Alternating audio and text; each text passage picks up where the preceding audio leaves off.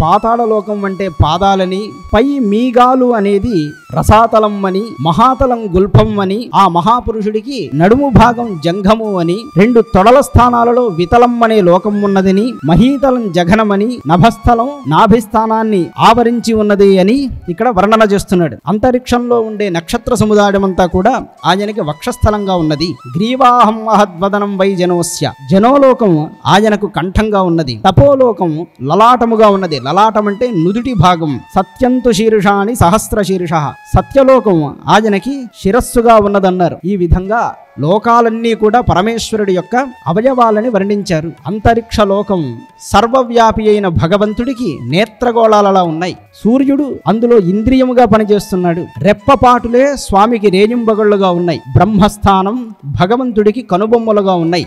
జలము భగవంతుడి యొక్క నాలుకగా తాలువుగా ఉన్నది. వేదాలన్నీ కూడా పరమేశ్వరుడికి శిరస్థానంలో ఉన్నాయి. యముడే ఆయన యొక్క దంతాల రూపంలో ఉన్నాడు. పుత్రులు, స్నేహం అనేటువంటివన్నీ కూడా ఆయన దంతములుగాను కోరలుగాను వికాసిస్తున్నాయి. జనాల్ని మోహింపజేసే మాజలే ఆయన యొక్క నవ్వుగా ఉన్నది అని చెప్పాడు. ఉత్తరోష్టం, అధరోష్టం, ధర్మం, అధర్మం, మిత్రావరుణులు, సముద్రాలు ఇవన్నీ కూడా స్వామికి ఒక్కొక్క అవయవం అని చెప్తూ చాలా విశాలంగా ఈ విరాట్ రూపాన్నంతా కూడా వర్ణించడం జరిగింది.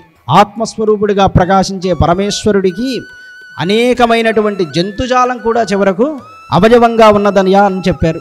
ఈ విధంగా సాక్షాత్తు స్వయంగా నారాయణుని ఇట్లా ధ్యానం చేయాలని మహర్షులు మనకు ఉపదేశం చేశారు.